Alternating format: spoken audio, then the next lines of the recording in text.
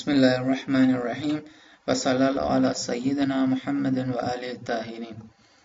با عرض سلام خدمت شما عزیزان. امروز رو میخوایم راجع به یکی از احادیث بسیار مهمی که توی کتاب کنز العمال از کتب معتبر اهل سنت هست، این رو حدیثی رو بیان کنیم در فضیلت علی ابن ابی طالب علیه السلام. خب راجع به خود این کتاب من چند تا توضیح مختصر رو داشته باشم. این کتاب کنز العمال فی سنن الاقوال و الافعال نوشته جناب علاءالدین علی ابن حسام هست، معروف به متقی هندی، که ایشون این کتاب رو الهام گرفته از 3 تا کتاب جلال الدین سیوطی هست که باز او هم از علمای اهل سنت هست. کتابای الجامع الکبیر، الجامع الصغیر، زوائد الجوامع الصغیر، از این 3 تا کتاب الهام گرفتن و روایت رو دسته‌بندی کردن و آوردن توی کتاب کنز العمال. منبع بسیار غنی و جامعی برای که معتبرترین مثلا روایت مربوط به عقاید، تاریخ، فقه اهل سنت اونجا آمده بر اساس منابع مورد قبول اهل سنت. البته کلا این کتاب توی نظر علمای شیعه هم مطرح هست، دارای منزلت هست، علمای اهل سنت هم همینطور و همه علمای بزرگ اسلام میشه گفت که به این کتاب توجه داشتن. خب حالا چیزی که ما میخوایم راجع بهش صحبت کنیم در مورد توی به اصطلاح توی جلد 13 صفحه 122 آمده.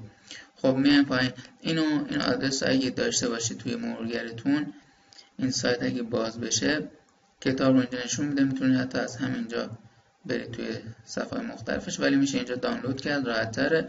اینجا این دکمه رو که بزنید PDF لیست کتاب ها میاد. ما جزء 13 رو میخوایم، اینو دانلود میکنیم و بازش میکنیم. خب من از قبل باز کردم، این کتاب اینجا هست. میام اینجا و میزنم صفحه 122. خب 122 میایم پایین. حدیث شماره 36392 رو میخوایم بررسی کنیم. این از ابن عباسه که عمر ابن خطاب داره نقل میکنه. خب میام پایین، از اینجا از کنتو میخوام بخونم. فعلا به این 3 خط بالای کار نداریم چون بحث اون حدیث منزلت فعلا به این کار ندارم. خب اینجا میگه که عمر بن خطاب میگه کنتو انا و ابو بکر و ابو عبیده ابن جراح و نفر من اصحاب رسول الله. میگه که من و ابو بکر و ابو عبیده ابن جراح و تعدادی از اصحاب رسول خدا صلی الله علیه و آله و سلم با هم بودیم و رسول و نبیو متکئون علی علی ابن ابی طالب و رسول خدا به علی ابن ابی طالب تکیه نموده بود. سپس دستان خود را روی شانه علی علیه السلام گذاشت حتی ضرب به یدهی. حالا دست خود را روی شانه علی علیه السلام گذاشت و فرمودن که انت یا علی، علی جان، انت اول المؤمنین ایمانا و اولهم اسلاما، تو اولین مؤمنین هستی که به من ایمان آوردی و اولین کسایی هم هستی که بعد از نزول اسلام مسلمان شدی. ثم قال، سپس فرمودن که انت منی به منزلت هارون من موسی، تو نسبت به من مثل هارون هستی نسبت به موسی. چون میدونید هارون پشتیبان، جانشین، وزیر جناب موسی بود. اگه بخوایم قرآن رو یه نگاهی بندازیم، توی سوره مبارکه طه میفرماد که جناب موسی میفرماد، خدا میفرماد که اذهب الی فرعون انه طغی، برید به سمت فرعون. موسی برو به سمت فرعون. ایشون میفرماد که وجعل لی وزیرا من اهلی، خدا قرار بده برای من از طرف دوستانم یک وزیری، یک پشتیبانی، هارون اخی، برادرم هارون رو اشدود به ازری، به وسیله هارون پشت من رو گرم کن و اشریک رو فی امری، و توی کار رسالت من او رو شریک قرار بده.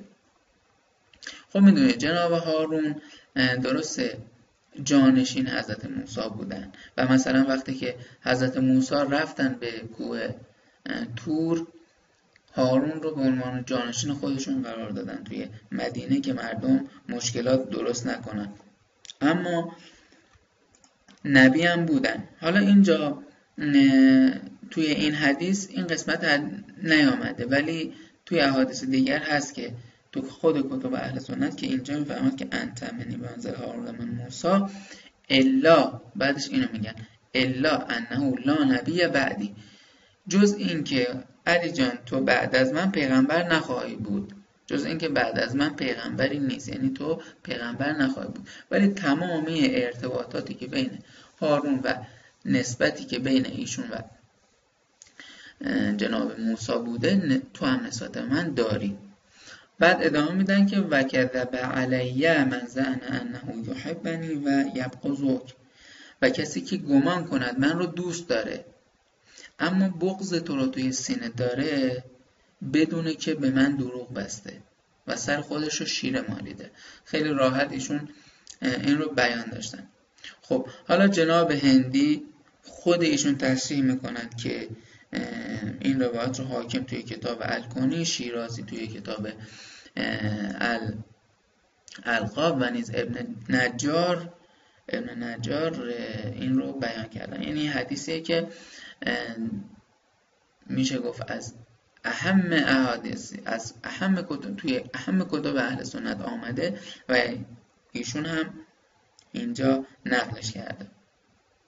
خب انشالله که دل ما نورانی بشه به ذکر امیر مؤمنان، صلواتی رو داشته باشیم و بتونیم به گفته های پیغمبرمون خوب عمل کنیم، همونطوری که توی کتب اهل سنت این مسائل بیان شده. ما هم باید پیرو پیامبر باشیم و به گفته او عمل کنیم.